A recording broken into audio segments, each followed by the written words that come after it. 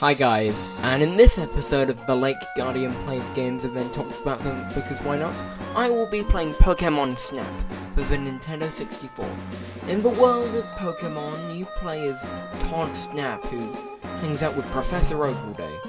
Todd Snap is actually a character that's in the Pokémon anime, in which he's a famous photographer, so I guess Pokémon Snap is canon in the anime. Something actually quite cool about this game is a lot of the voice actors from the anime, such as Professor Oak being voiced by Stan Hart, are in the game, and the Pokemon have their anime voices too, which is very cool, at least to me. In this game, Professor Oak wants you to complete something called a Pokémon report. What's a Pokémon report? I don't know. I assume it's some kind of Pokédex of sorts that compiles photographs taken of Pokemon. Now, once Professor Oak tells you a bunch of stuff that you may or may not care about, we're off to start our Pokémon Snap adventure. To put it simply, it's kind of like a first-person rail shooter. You get it? You get it?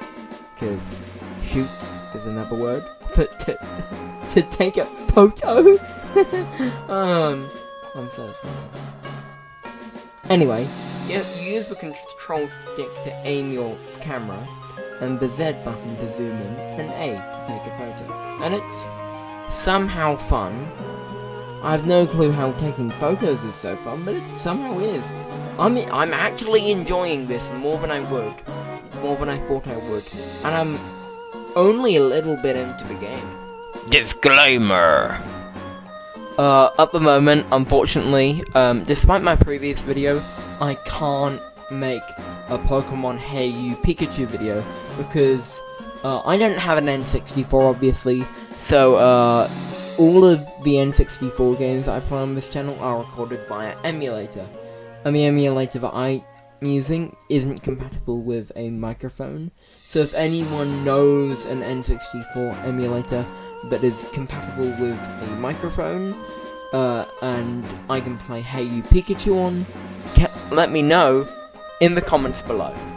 Now, in this game, you have different levels that involve different locations for taking photos of different types of Pokemon, such as some plains, a power plant, and even a volcano, actually.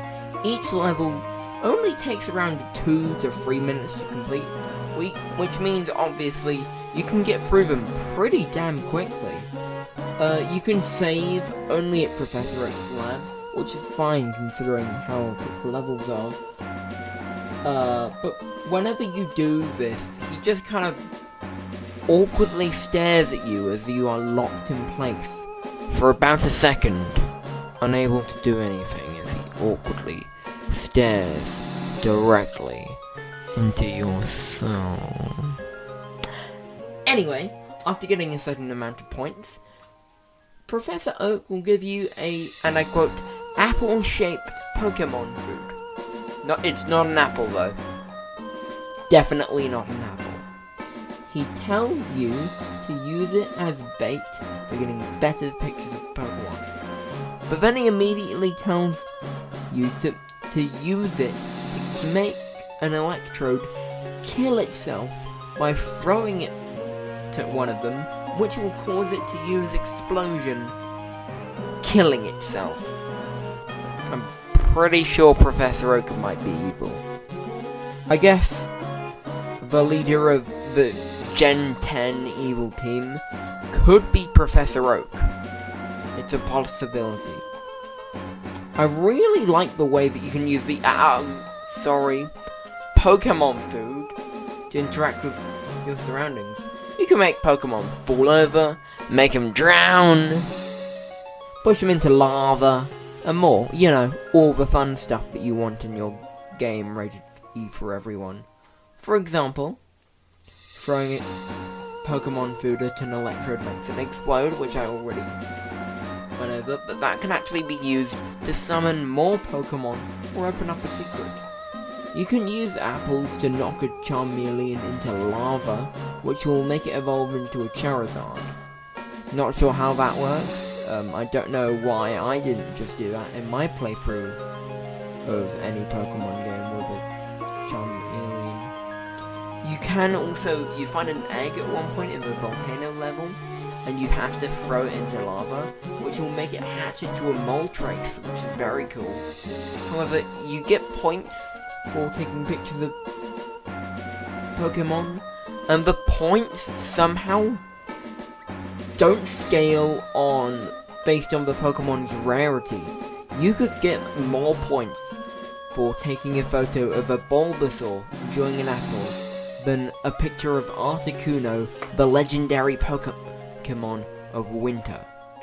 I must say, the Pokemon food physics are kind of impressive, at least for a game on the Nintendo 64, obviously. Now, if you get even more points, he will give you a Pestable, a device that, according to Bulbapedia, irritates Pokemon to get them out of the way. What's even worse is that this is the only item that was excluded from new Pokémon Snap because it, and I quote, didn't fit the developer's idea of being humane to Pokemon. It releases, and I quote this is not something I'm making up, this is legitimately straight from Professor Oak when he gives it to you. It releases a noxious gas that knocks out or stuns Pokemon. Yep, we're straight up gassing Pokemon in this game. That's pretty terrible. It's just as bad as I thought. If you throw it at a Pokemon, they just wipe the fuck out. They get knocked out on the spot. I don't think that's sleep powder in a Pokeball. That's poison gas in a Pokeball. Yep, you heard me right. Professor Oak is a biological weapons maker. Now, I don't know much about Professor Oak, but I do know one thing. Don't ask where he was during 1939 to 1945. However, credit where credit is due, it is a really cool mechanic. You can use it on all the levels that you've already been in. You can use it to wake up a sleeping Snorlax, hatch an egg, and more. You can also go through all the previous levels and just chuck Pestables and see what happens. It's fun, trust me. The same thing goes for the Pokemon food. Now, after a good while of Pokemon photography, I unlocked most of the missions, and I had a new goal. Find the 6 Pokemon signs, because they're connected to the legendary Pokemon. Well, I've already seen Moltres, so I have no idea what this other legendary could be. Zapdos? Articuno? Mew? Mewtwo? Oh, whatever it is, I'm sure it's worth it. It sounds like it at least, so I'm gonna go through all the missions and try and find them.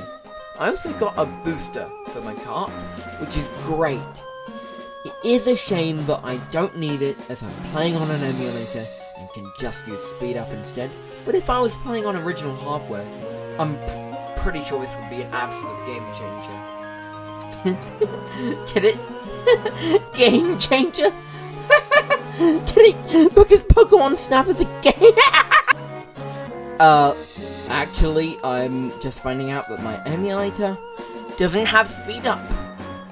So I'm going to be using the booster quite a bit, actually. Oops. Now, I'm on the home stretch of this game at the moment, and because of this, I now need to unlock the final item in the game, the Poké Flute, to get the last few Poké signs. That's a lot of Poké. Anyway, the Poké Flute requires a whopping 130,000 points in total for each Pokemon registered. That's quite a lot. Keep in mind, Pestables costed almost half that amount. It's 72,500 points for each Pokemon. And you need to go out of your way and get bonus points for taking pictures of Jigglypuff, singing, and perfect the shots and make it so that all the Pokemon are centered and right and all that other stuff.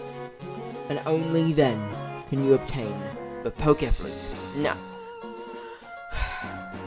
finally, we've got all the Poké Signs, and we're going to this place called the fabled Rainbow Cloud. I wonder what we'll encounter. Hello?